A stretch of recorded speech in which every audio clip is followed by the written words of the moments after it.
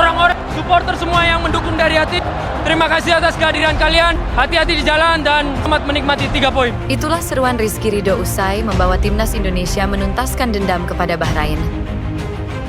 Mungkin terdengar seperti ucapan biasa, tapi kalau kita lihat lebih dalam, ini adalah bentuk ajakan Ridho agar kita semua merasa memiliki timnas.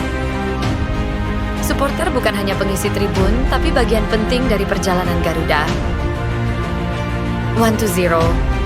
Tipis, tapi cukup untuk mengamankan 3 poin yang sangat berarti. Setelah sebelumnya harus menelan kekalahan menyakitkan dari Australia, bagaimana timnas bisa bangkit dan menang di JBK? Mari kita bahas selengkapnya. Tapi jangan lupa subscribe agar tidak ketinggalan konten terbaru dari Bola Date. Menaklukkan Bahrain bukanlah kejutan. Dari segi permainan, materi pemain, dan passion di lapangan, Indonesia unggul jauh. Kemenangan ini seharusnya sudah bisa diprediksi.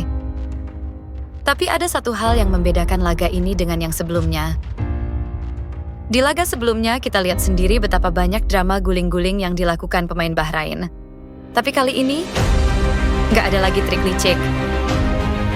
Tanpa bantuan wasit, Bahrain seperti pistol tanpa peluru.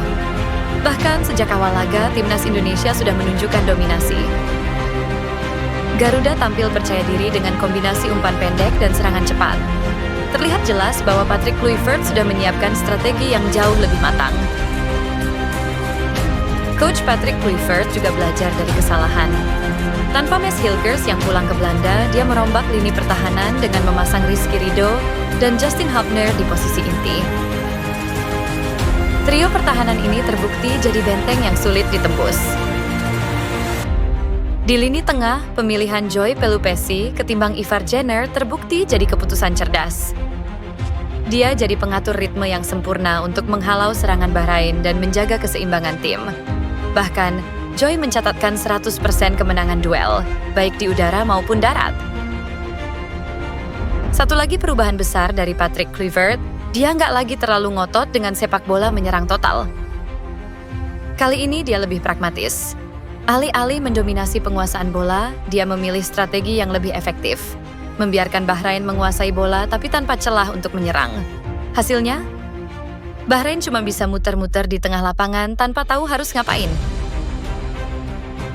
Bisa kita lihat, meskipun Bahrain lebih banyak menguasai bola, mereka cuma bisa mencatatkan 1 tembakan tepat sasaran. Sementara Indonesia yang lebih klinis, berhasil mencetak gol dan menciptakan beberapa peluang emas. Inilah yang namanya strategi efektif. Di babak kedua, Indonesia tetap disiplin dalam bertahan dan bahkan beberapa kali hampir menambah keunggulan lewat serangan balik cepat.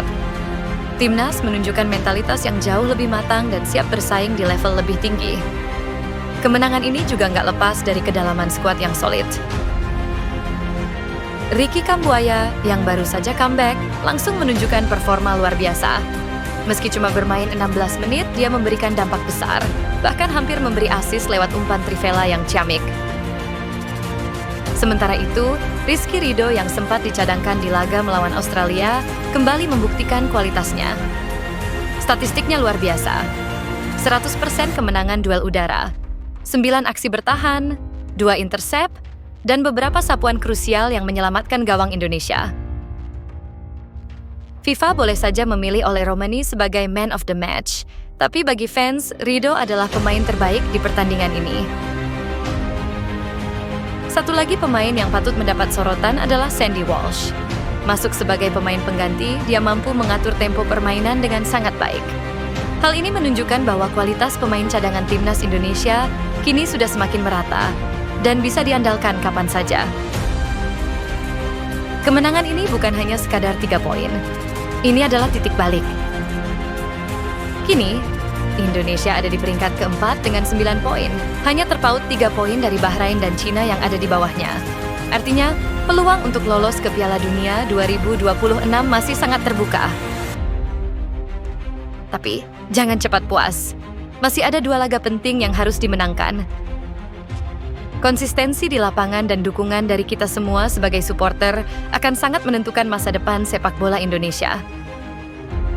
Jadi, mari kita kawal bersama era baru Garuda hingga ke Piala Dunia. Yang menarik, kemenangan ini juga membuktikan bahwa strategi pragmatis yang diterapkan Patrick Kluivert memang cocok untuk timnas. Kini tinggal bagaimana para pemain mempertahankan level permainan ini dan semakin berkembang di pertandingan selanjutnya. Terima kasih sudah menonton. Jangan lupa like, komen, dan subscribe supaya kalian nggak ketinggalan update terbaru dari timnas. Kita jumpa lagi di video selanjutnya. Salam Garuda!